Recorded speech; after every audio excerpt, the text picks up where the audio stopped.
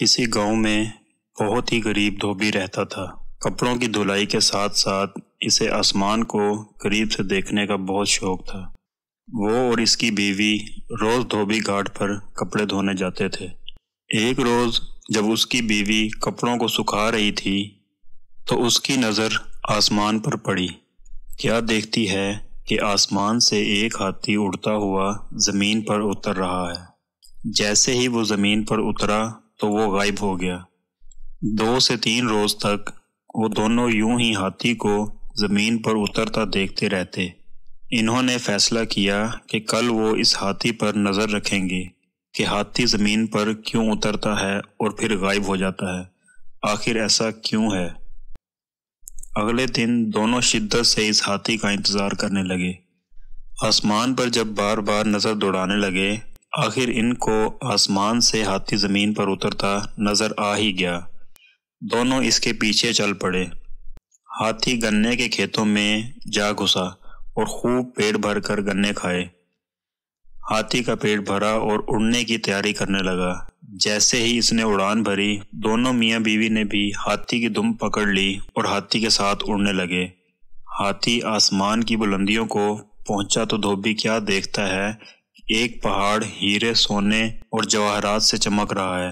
یوں لگ رہا ہے جیسے کوئی اپنا خزانہ یہاں چھوڑ کر بھول گیا ہے۔ دونوں میاں بیوی کی آنکھیں کھلی کی کھلی رہ گئیں۔ آخر ہاتھی پہاڑ پر اتر گیا۔ دونوں میاں بیوی بھاگ کر سونے پر ٹوٹ پڑے۔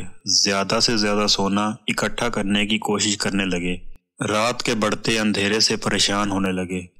انہوں نے سوچا کہ صبح ہوتے ہی وہ ہاتھی کی دم پکڑ کر زمین پر اتر جائیں گے۔ آخر صبح ہوئی تو ویسا ہی کیا، زمین پر اترے اور اپنے گھر کی طرف چل دیے۔ ایک غریب دھوبی جو روز بروز امیر ہوتا جا رہا تھا، اس کو دیکھ کر سارا گاؤں حیران و پریشان ہو گیا۔ اچانک ایسا کیا ہوا کہ دھوبی اتنا امیر ہو گیا ہے؟ گاؤں کے لوگ دھوبی کے پاس آئے اور اس کے یوں اچانک امیر ہونے کا راز پوچھنے لگے۔ دھوبی ان کو کچھ نہ بتاتا۔ ایک دن دھوبی کسی کام سے شہر سے باہر نکلا۔ اس بات کا فائدہ اٹھاتے ہوئے اس کی ہمسائی دھوبن کے پاس آئی اور باتوں ہی باتوں میں خزانے کا راز اگلوا لیا۔ رات کو جب دھوبی واپس آیا تو دھوبن نے سارا ماجرا بیان کر دیا۔ دھوبی کو اپنی بیوی کی اس حرکت پر بہت غصہ آیا، مگر اب بات ہاتھ سے نکل چکی تھی۔ صبح سارا گاؤں دھوبی سے مدد مانگنے آ گیا کہ وہ ان کے ساتھ کھیتوں میں چلے اور ہاتھی کے ساتھ خزانے تک پہنچانے میں ان کی مدد کرے۔ یہ سب سننے کے بعد دھوبی کے دل میں لالچ پیدا ہوا اور وہ ان کے ساتھ جا کے اور خزانہ اکٹھا کر کے لائے گا۔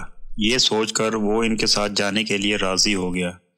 اگلی صبح سارے گاؤں والے کھیتوں کی طرف نکل گئے اور آنکھیں آسمان پر جمائے بیٹھے تھے۔ ہاتھی زمین پر اترا اور گنے کھانے لگا۔ سب گاؤں والے اس کی طاق میں تھے، جیسے ہی ہاتھی گنے کھا کر فارغ ہوگا تو سب اس کی دم پکڑ کر اس خزانے تک پہنچ جائیں گے۔ جیسے ہی ہاتھی اڑنے لگا، سب نے اس کی دم پکڑ لی۔ دھوبی سب سے آگے اس کی دم پکڑے ہوئے تھا۔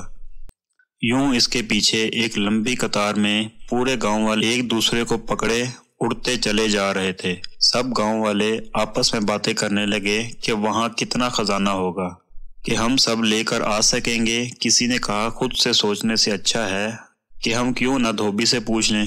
ایک گاؤں والے نے پوچھا وہاں کتنا سونا ہے۔ دھوبی خزانے کی لالچ میں گاؤں والوں کے ساتھ چل دیا تھا۔ دم کو چھوڑتے ہوئے ہاتھ کو پھیلا کر کہنے لگا کہ اتنا زیادہ۔